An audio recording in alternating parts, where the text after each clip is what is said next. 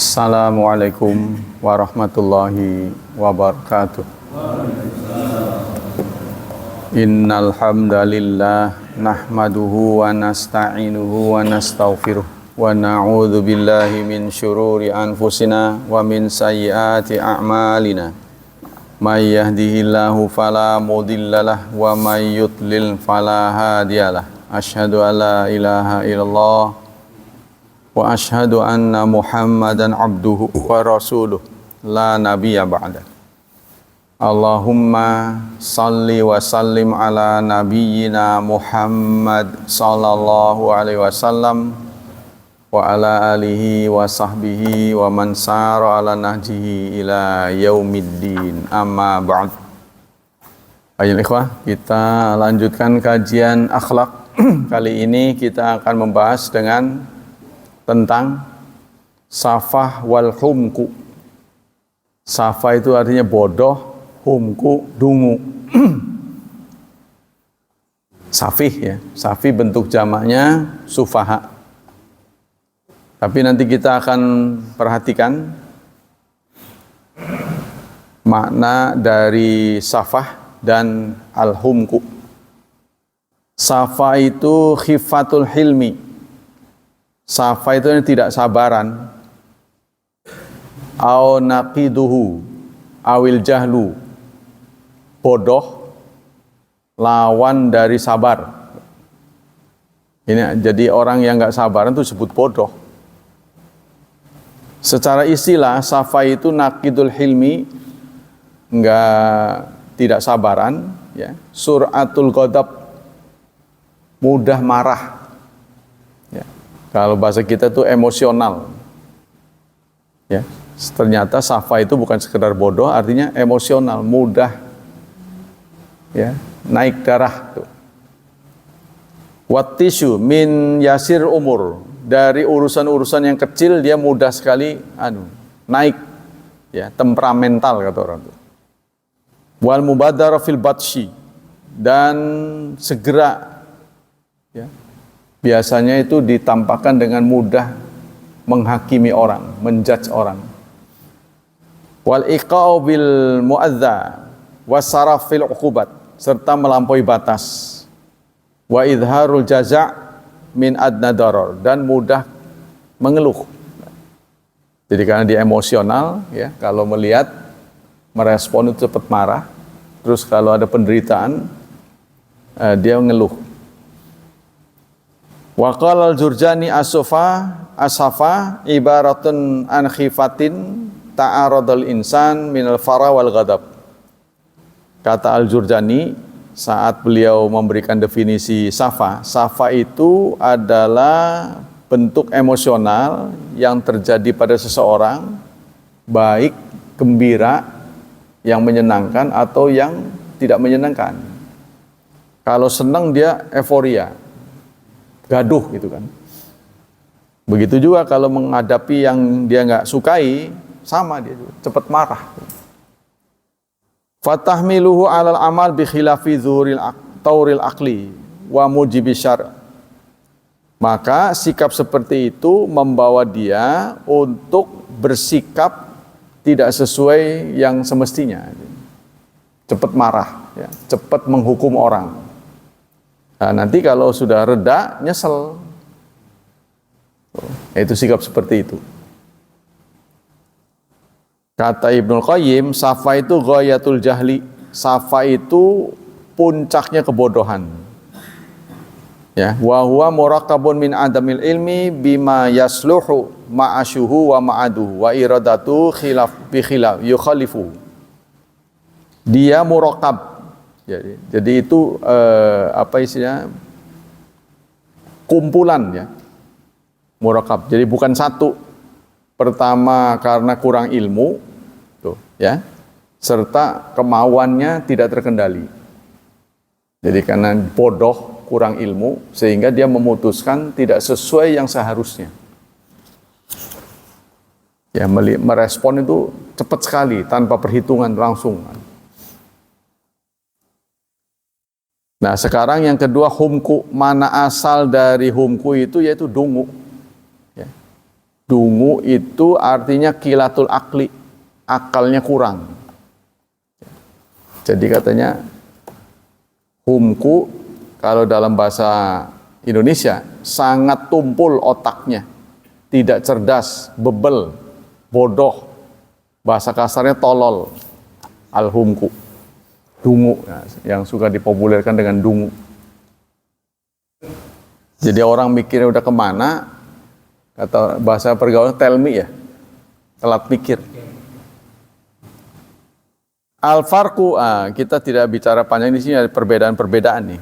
Nah, kemudian sekarang tentang dalil-dalilnya, ayat-ayatnya. Larangan kita bersikap tadi emosional serta bersikap dungu. Allah berfirman dalam surat Al-Baqarah ayat 282. Surat 2 ayat 282. A'udzu billahi minasy syaithanir rajim. Bismillahirrahmanirrahim. Fa in kana alladhi 'alaihil haqqu safihan aw dha'ifan aw la yastati'u an yumilla huwa falyumlil waliyuhu bil 'adl. Maka jika orang yang ngutangin tuh, safihan, safih tadi itu ya, emosional atau lemah atau tidak mampu untuk mengimlakkan, menuliskan utang, maka hendaknya walinya lah yang mewakilinya. Jadi orang emosional ini sebaiknya jangan bertransaksi. Ya begitu juga dia kalau jadi hakim itu bisa salah karena emosi dengeran ya, saksi-saksi atau testimoni di persidangan. Oh dia cepetan naik. Ini tidak boleh ya.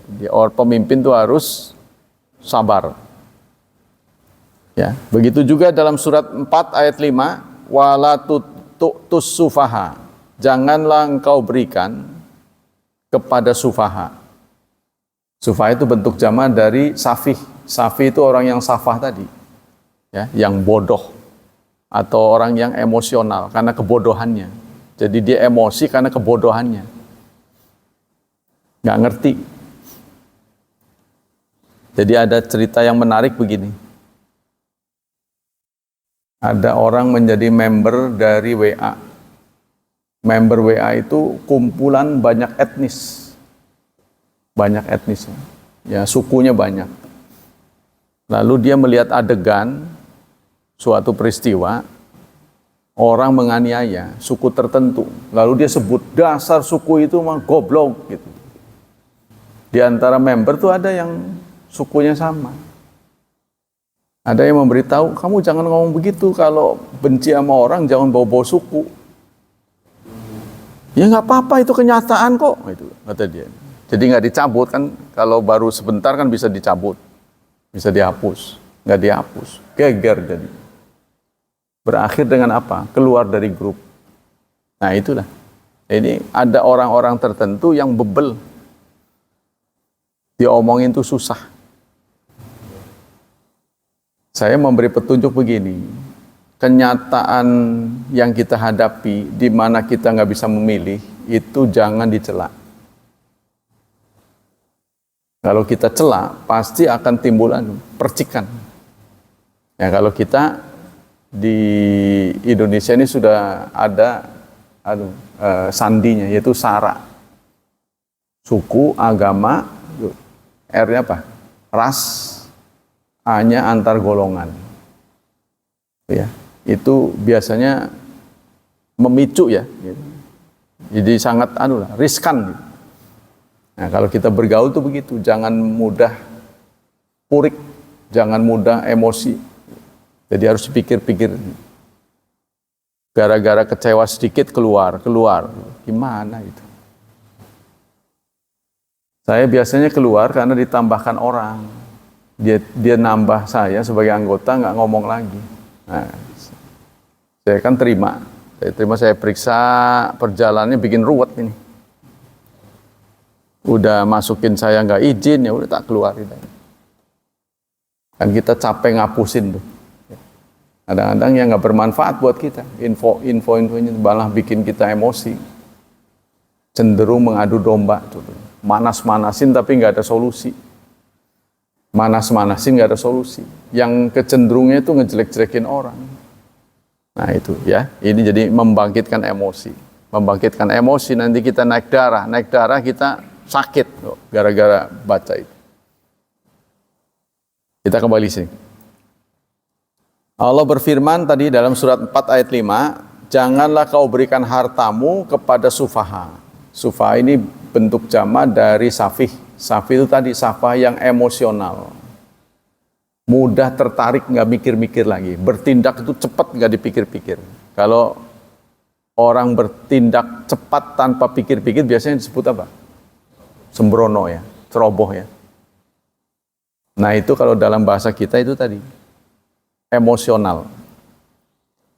Kemudian dalam surat 6 ayat 140, qad khasira, sungguh rugi, alladzina qatalu auladahum, orang-orang yang membunuh anak-anak mereka safahan, karena safah emosional. Jadi waktu itu ya masyarakat tercipta anggapan punya anak perempuan itu aib. Ya, karena menjadi bagian pelengkap pesta. Perempuan waktu itu tidak ada harganya di zaman jahiliyah. Maka begitu istrinya melahirkan perempuan, dikubur hidup-hidup. Nggak mikir bahwa kita juga butuh perempuan kan? Kita kan butuh perempuan, kalau nggak ada perempuan gimana? Nah itu dikubur hidup-hidup. Itu diibaratkan Quran dengan safah. Ya, kebodohan tanpa didasari ilmu. Nah, kalau kita mengikuti, kita bersikap mengikuti kemauan banyak orang, padahal kemauan banyak orang belum tentu benar, maka kita nggak punya pendirian. Ya, orang ke sana ikut ke sana, orang ke sini ikut ke sini. Bayangkan kalau kita beragama seperti itu, tergantung masyarakat. Sing kanane mengkonon. Wah, dibawa aja tuh. Warna dari masyarakat dibawa aja.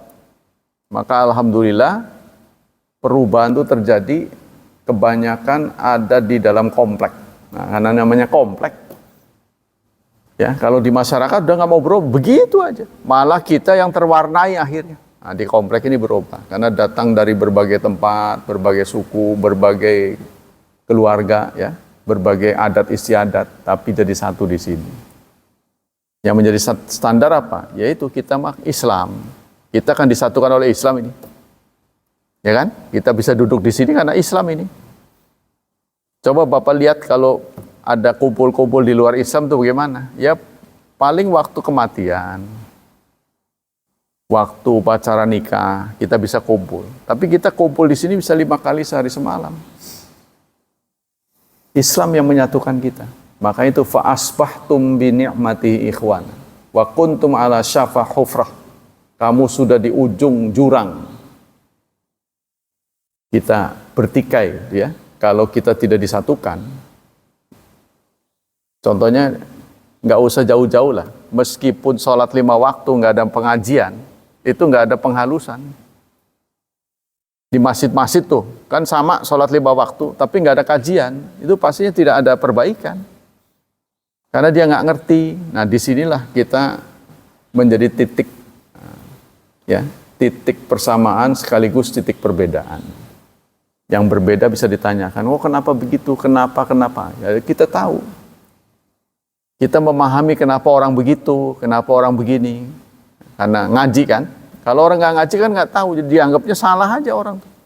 Beda dengan kita salah. Summa bayyana khusranahum wa safa uqulihim. Kemudian Allah menjelaskan kenapa mereka menjadi rugi, ya, yaitu safahan bi ghairi ilm. Ai khasiru dinahum wa auladahum, artinya mereka merugikan agama dan anak mereka. Contohnya kita galak sama anak tanpa alasan. Pokoknya nggak nurut sama kita, marah luar biasa. Ya kan? Lalu kita kerasin. kekerasan fisik terjadi pada keluarga. Menentang kita langsung main tampar, main tinju. Pada saat itu bisa dia lakukan. Nanti berapa puluh tahun dia lemah si orang tua itu. Kalau anaknya balas bisa ditendang nanti. Musruk ke got. Ya, udah jalannya grepe-grepe begitu. Anaknya udah kuat kan? Makanya Allah bertanya, fa idza huwa khasimum mubin. Manusia itu dulunya dari air yang hina. Setelah dia diberi kekuatan, dia menentang Allah, menentang penciptanya. Khasimum mubin, penentang yang nyata. Allah heran pada manusia. Kalau Allah pengen musnahkan dari awal, itu mudah dilakukan. Tapi dibiarkan tumbuh, perkasa, kuat, malah menentang. Nah, kita juga begitu ya. Makanya wala taqtulu auladakum khasyata imlaq. Ada 2 ayat tuh. Wala taqtulu auladakum khasyata imlaq. Ada yang wala taqtulu aulada min imlaq. Jangan kau bunuh anakmu khasyata imlaq karena takut miskin. Berarti ditujukan pada orang kaya. Ya, kepada orang kaya maupun kepada orang miskin, jangan bunuh anakmu. Kepada orang miskin, ayatnya berbeda. Wala taqtulu auladakum min imlakin. Nah, tidak ada khosyahnya.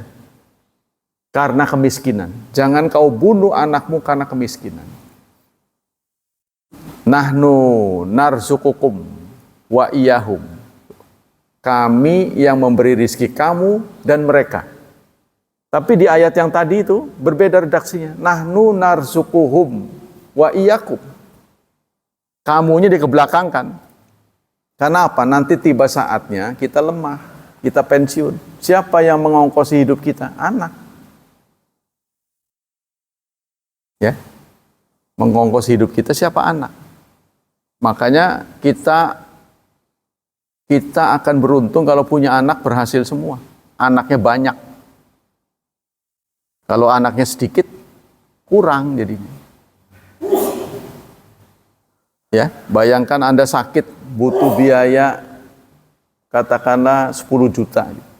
Anaknya cuma 2, kan 5 juta sewang. Kalau anaknya 10, kan 1 juta sewang. Ringan kan? Nah itu. Harus soleh. Kalau semuanya banyak, nggak soleh, nah ini yang bikin persoalan itu. Jadi sama dengan senjata, ya kan? Sama dengan senjata, seperti pisau, itu tergantung penggunanya. Pisau itu bermanfaat apa madarat? Anda nggak bisa jawab kan? Tergantung kan? Nah, sama dengan anak. Karena itu semua adalah hiasan zinatul hayatid dunya. Di mana posisi banyak anak, untung apa rugi? Kita nggak bisa jawab, tergantung. Kalau soleh, untung. Ya, apalagi punya anak 33, 36, sebar aja setiap provinsi. Waduh, kalau saya bapaknya, ngajinya bisa libur setengah tahun. Muter dari provinsi ke provinsi. 3 hari, waduh. Sabar terus. Tuh. Jadi sebenarnya rahasia hidup di dunia itu begitu. Jadi kita pada saatnya nggak bisa ditolak, pasti menemui kematian. Ya. Sebab kalau kematian bisa ditolak dengan teknologi, maka Pak Habibie tidak wafat. Kalau kematian bisa ditolak dengan popularitas, Michael Jackson, orang-orang yang populer tidak akan meninggal. Kalau kematian bisa ditolak dengan kesolehan, Nabi Muhammad tidak wafat. Kurang apa solehnya? Tapi wafat.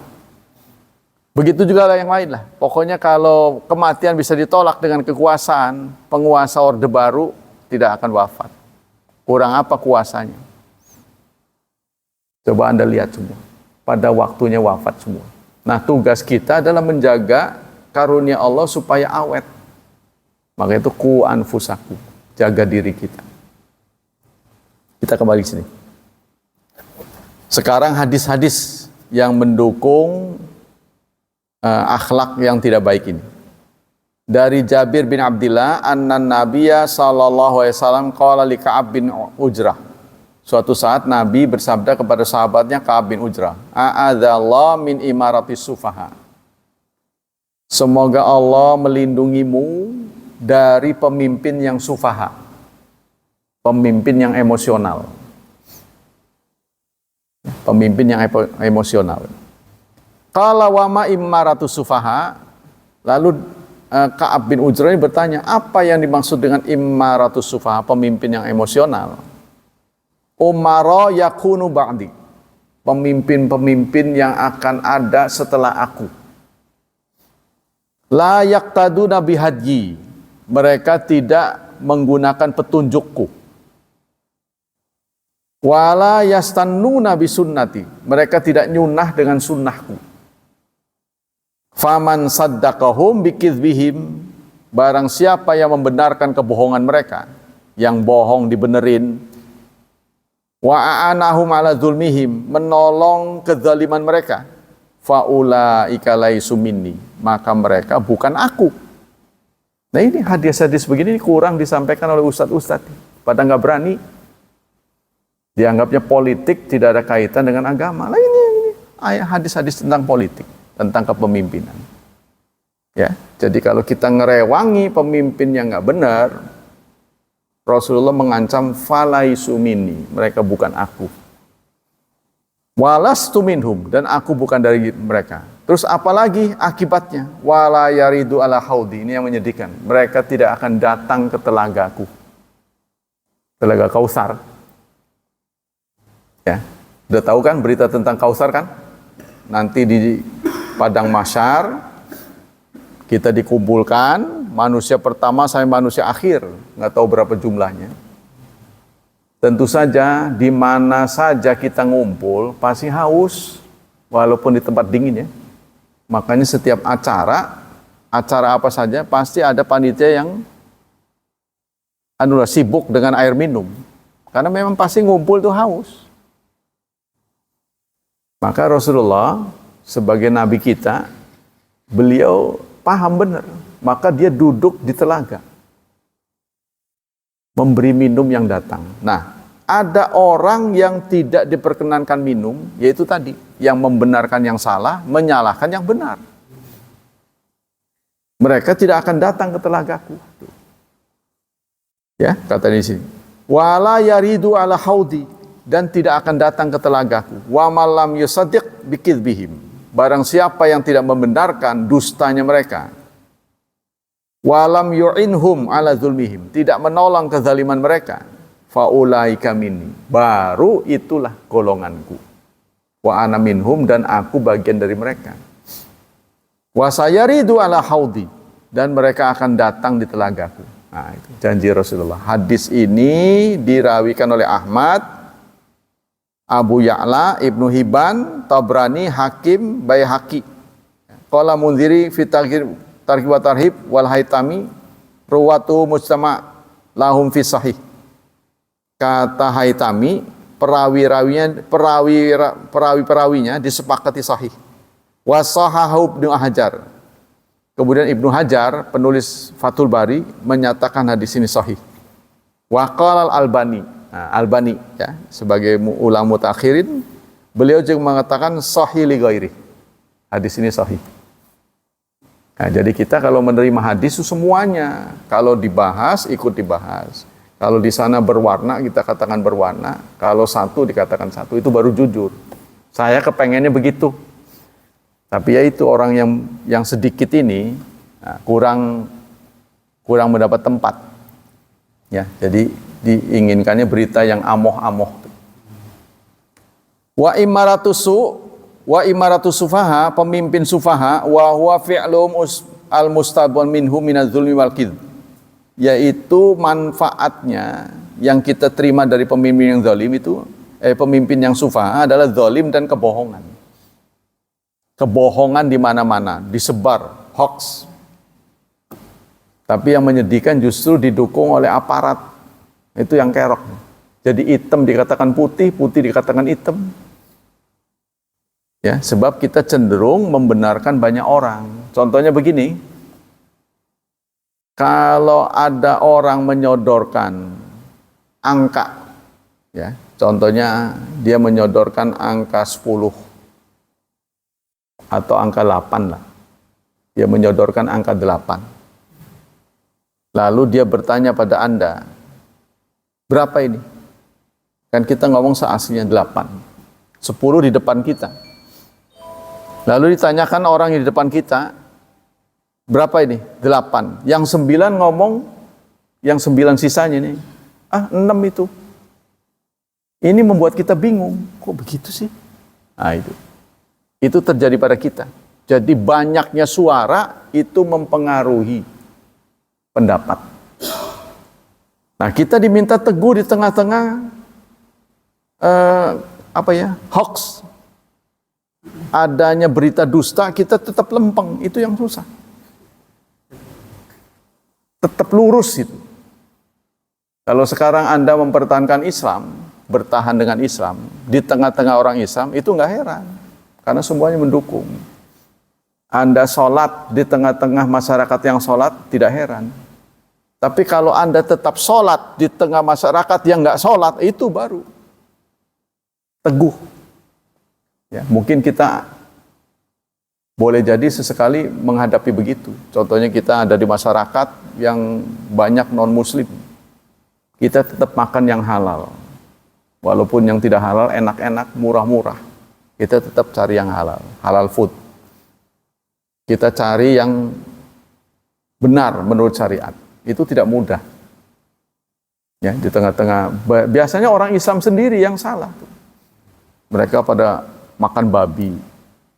Saya punya pimpinan juga dulu bukan muslim. Ustadz katanya babi itu nggak boleh kalau muntah katanya. Kalau dimakan muntah baru nggak boleh. Mana ada orang makan babi muntah? Masa ukurannya muntah nggak muntah? Siapa yang ngomong begitu? Nah, dia nggak bisa bertanggung jawab. Ya, jadi gitu banyak yang nggak paham. Qala Munawi imaratusu bikasih hamzah ai walaitum ala riqab. Artinya kekuasaan mereka ala riqab, di atas riqab. Lama yaduthu minhum minal anfi wal khifah jam'u safi wa huwa naqidul aql. Artinya pemimpinnya itu bodoh, kurang cerdas. Ya memang itulah, pemimpin kita ini belum berpihak pada yang pinter, tapi yang banyak duit kan? Yang banyak, kebanyakan yang licik, yang sombong, yang angku, itulah yang terpilih.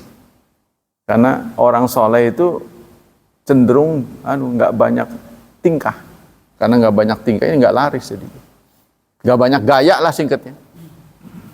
Gitu-gitu aja membuat orang tuh jenuh. Kalau lempeng mah susah itu. Ya. Mau diomong suruh begini belok-belokin nggak bisa. Dari Abi Musa al-Asy'ari radhiyallahu anhu qala Rasulullah sallallahu alaihi wasallam mathalu jalisali wal jalisu. Perbedaan antara teman yang soleh dengan teman yang tidak soleh, kamathali sahibil miski wakiril hadat.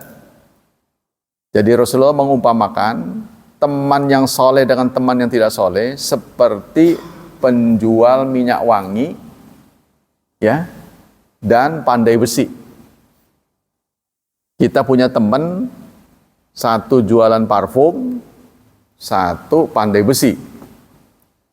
Kalau teman kita parfum, penjual parfum, walaupun kita nggak beli parfum, setidaknya ada kecepretan wangi mah. Buat jajal-jajal kan, nih jajal wangi.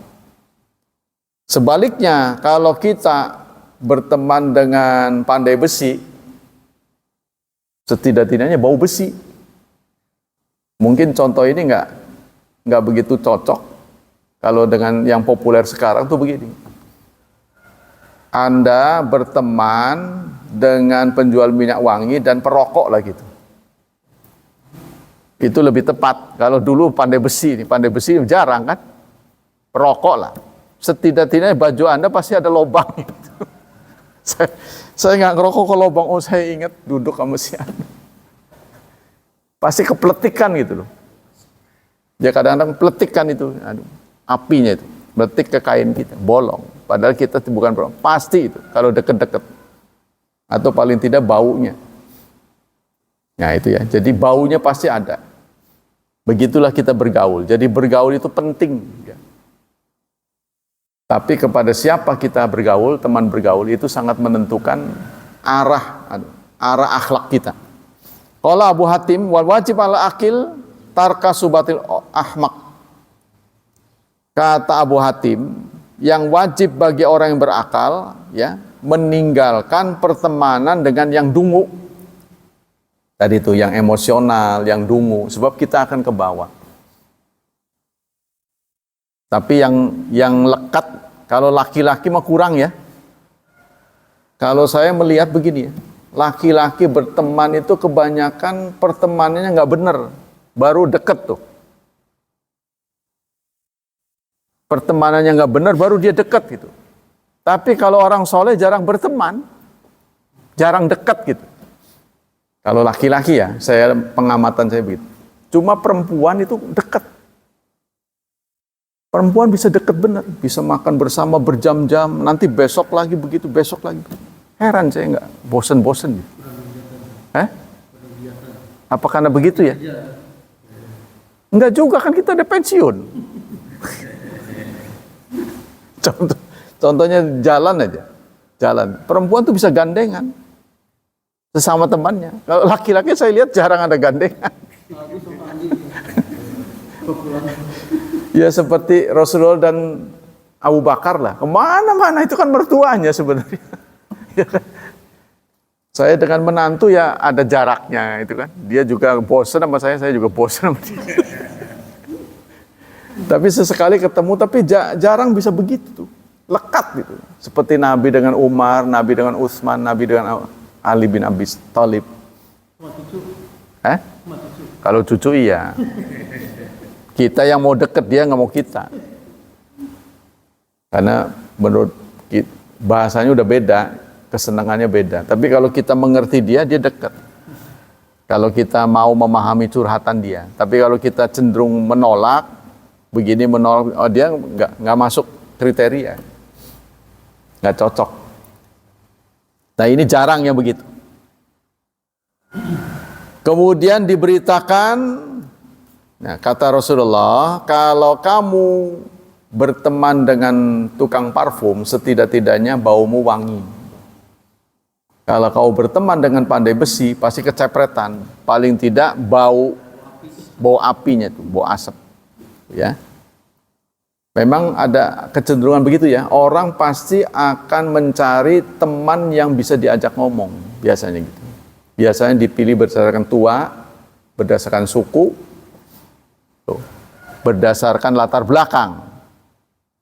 Contohnya kalau kita ngumpul di satu tempat, contohnya di Mekah lah, sama-sama haji, pasti kita cenderung bicara dengan orang Indonesia. Mungkin orang berkata karena bisa bahasanya ngerti, tapi tidak semua orang Indonesia. Begitu dia lihat ada persamaan, Sunda, nah, kita cenderung ke situ.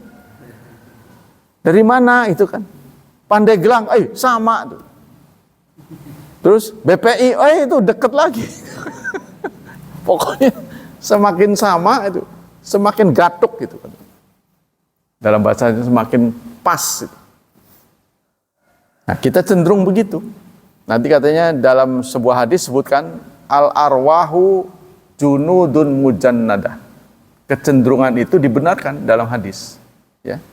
Jadi roh-roh kita itu cenderung mencari kesamaan. Dalam sebuah hadis lagi, al-mar'u ma'aman ahabba. Seseorang akan dikumpulkan nanti bersama orang yang dia sukai. Nanti di akhiratnya. Jadi kalau kita sesama ini, kita bentuk ini, kita akan ngumpul lagi insya Allah. Akan kehilangan nantinya. Kalau satu di antara kita nggak ada, kita kehilangan rasanya dulu si Anu, si A, si B, si C itu berteman dengan saya. Nah, kita akan cenderung nyari. akan dikumpulkan oleh Allah. Maka kalau kita berteman dengan orang saleh, ya, itu akan dikumpulkan dengan orang saleh. Ma'an nabiyyin wasiddiqin wasyuhada'i wassalihin. Kemudian dari Ali bin Abi Thalib, sami'tun nabiyya sallallahu alaihi wasallam yaqul, kata Ali bin Abi Thalib, saya mendengar Rasulullah bersabda, yakhruju fi akhir zaman aqwam. Di akhir zaman nanti ada kaum-kaum, ada komunitas-komunitas. Ahdathul asnan, ya, masih muda. Nanti ada komunitas muda. Sufahul ahlam, tapi tidak berpengalaman. Ya, nanti di akhir zaman akan muncul komunitas-komunitas muda. Waduh, Cilegon muda, nasional juga muda ini. Muda dan tua ya, kalau nasional. Tua, jadi kayak kakek sama cucunya. Kalau di Cilegon ini sama-sama muda. Jadi kata wakil kita, dua orang itu jejorangan terus katanya. Karena sama-sama muda, enak ngomongnya. Kalau satu tua, satu kan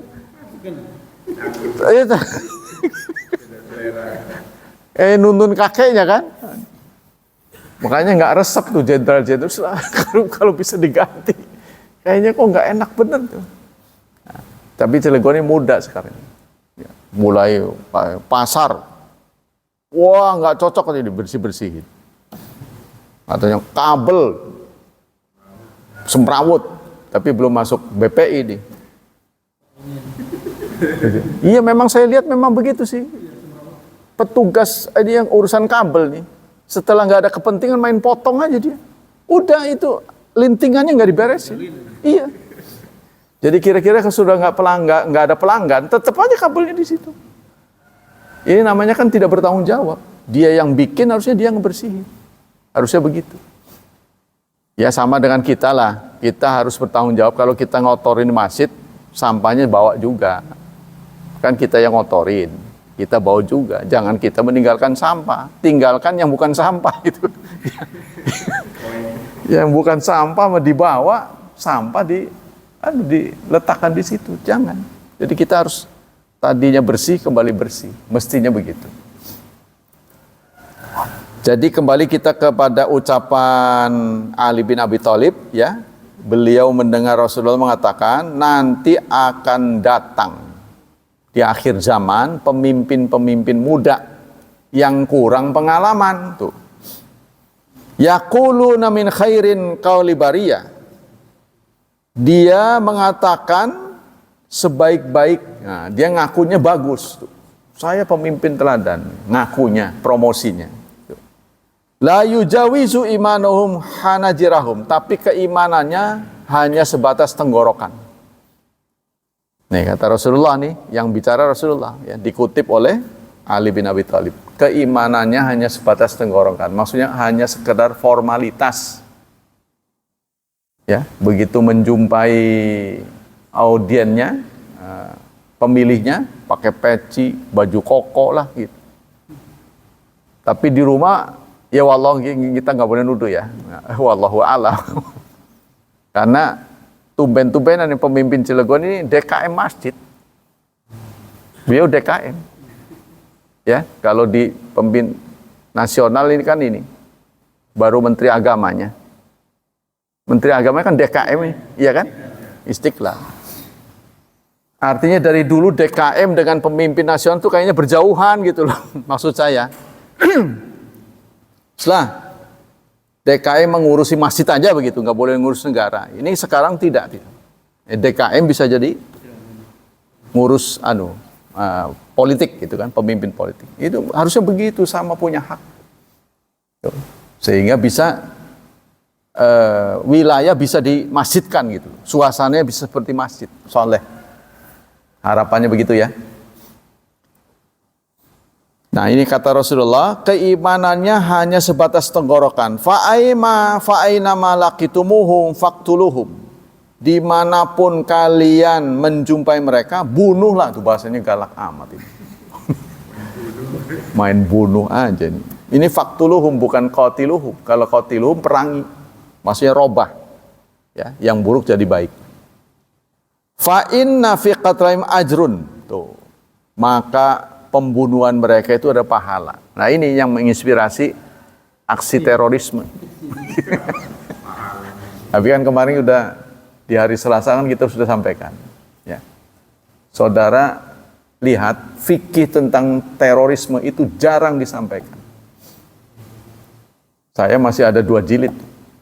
1 jilid aja masih kandel.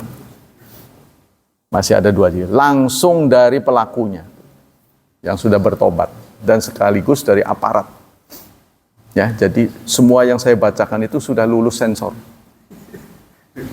Jadi baik antara yang nangkep dan yang ditangkap sudah duduk satu majelis bicara. Wah mas, ini pengalaman yang bagus. Harus sampaikan kepada generasi muda. Karena kita diambang ini, pangan kita ini, sumber daya alam semakin kurang. Marilah kita bersatu untuk membangun negara. Jangan terlalu mengacaukan diri sendiri sehingga kita akhirnya maling masuk gitu. Gara-gara kakak beradik berantem, rumahnya dimasuki maling akhirnya. Jadi si A nggak dapat, si B nggak. Contoh yang paling sederhana adalah kerajaan Solo ya, apa namanya itu? Paku Alaman. Paku Alam. Saya mendapat berita terakhir mereka cekcok. Jadi karena cekcok, kedua-duanya tidak diakui oleh pemerintah. Dah, akur aja dulu.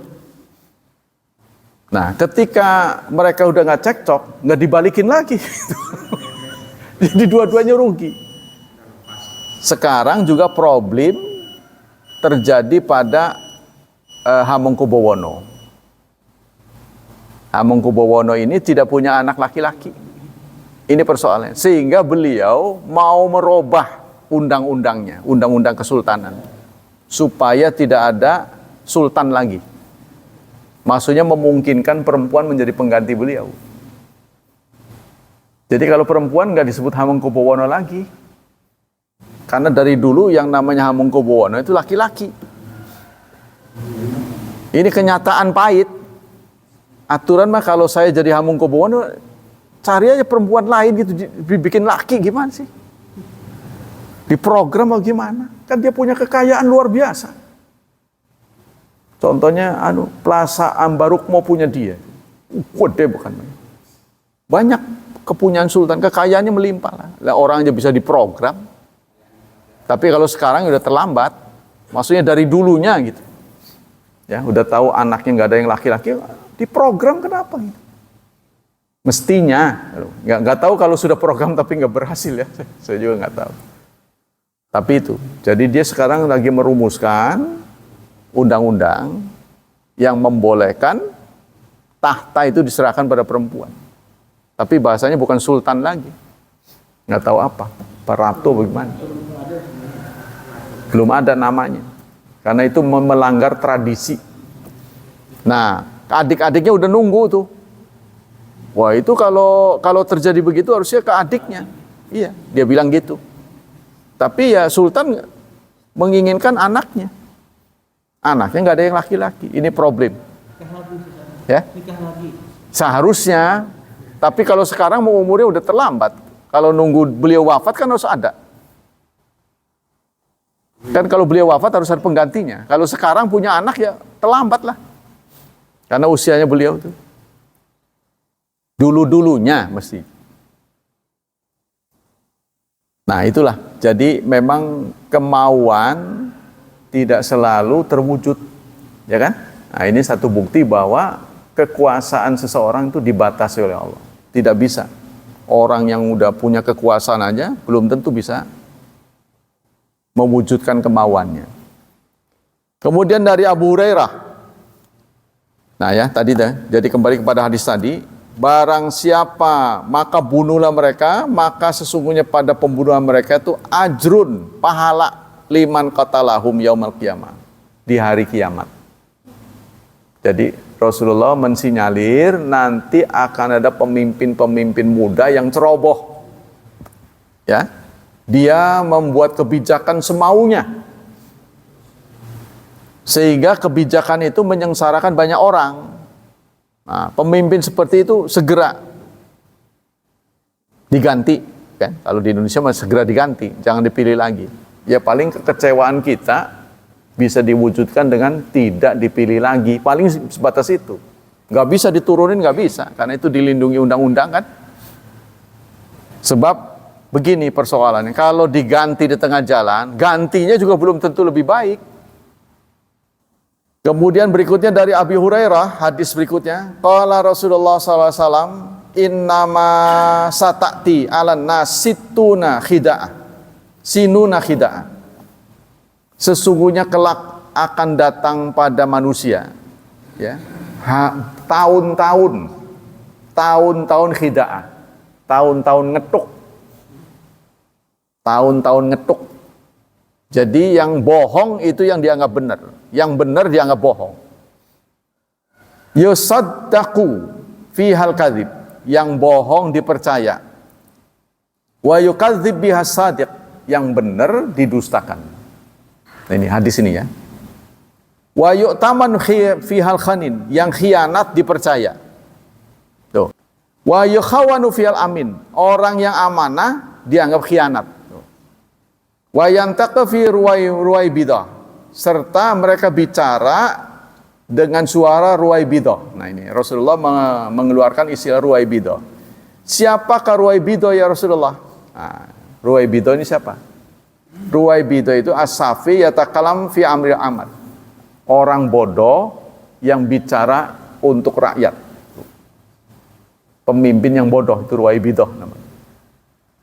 Ilmunya kurang, bicara untuk kepentingan banyak orang. Nah, itu ya. Jadi kebijakan-kebijakannya menyimpang. Ya kita hanya berharap saja ya, pemimpin nasional kita ini umurnya diberikan waktu oleh Allah untuk memperbaiki Indonesia. Karena ketar-ketir juga kan. Kalau dari sisi keluarga sih nggak ada cacat lah. Ya kan? Berdarah biru beliau kan. Dari sisi pendidikan ya jenderal, kurang apa? Kalau kita masih sipil boleh jadi palsu ijazahnya, tapi militer kayaknya kemungkinan kecil, kecuali promosi ya. Jenderal bintang 3, wawasan juga luas, percayalah. Dulu digadang-gadang nggak pernah jadi itu karena emosional. Dulu berapa kali nyalon gak jadi karena beliau emosional, suka gebrak meja gitu. Nah sekarang giliran jadi gak pernah. Terlalu kalem. Jadi apa dia ingat terus itu, ya takut dikomplain orang. Dia kalau memimpin itu memimpin rapat, maka ya, iya mental serdadunya ini kok pudar gitu. Apa belum waktunya nggak tahu tuh. Iya. Jadi mendekati pemilu dulu itu beliau diwawancara, apa yang tidak berubah sikap Bapak dari dulu sampai sekarang? Emosi, saya nggak bisa menahan emosi. Itu saya bilang kalau ngomong pasti gagal. Bener aja gagal. Karena dia ngomong emosi. Nah sekarang saatnya dia harus melihat orang Indonesia terpuruk begini. Pasar sepi, saya tanya tetangga saya yang jualan di pasar, tumben-tumbenan sepi. Dia menyalahkan ini online. Nggak mungkin pasar online, masa orang beli daun bawang online, nggak mungkin. Ketawa sendiri dia. Ya nggak tahu, singkatnya daya belinya berkurang. Ya, contohnya yang mudik jauh berkurang. Yang kemarin mudik dibanding dengan tahun lalu. Ini artinya ongkosnya pada nggak mampu. Nah, sekarang ini. Ya itu satu tanda bahwa kondisi di Indonesia hari ini. Qala Ibnu Rajab wa matmunu ma dzukira min asyrati sa'a li hadzal hadits yarji'u ila anal umur tawassadu ila ghairi ahliha. Kata Ibnu Rajab, maksud dari hadis ini adalah, ya, kata Ibnu Rajab nih mengomentari hadis ini, nanti di akhir zaman tanda-tandanya pemimpinnya itu bukan ahlinya. Jadi singkatnya salah memilih pemimpin. Jadi fenomena salah memimpin, salah memilih pemimpin terjadi di mana-mana. Tuh, salah memilih pemimpin. Nah ini apakah Amerika juga salah memilih pemimpin?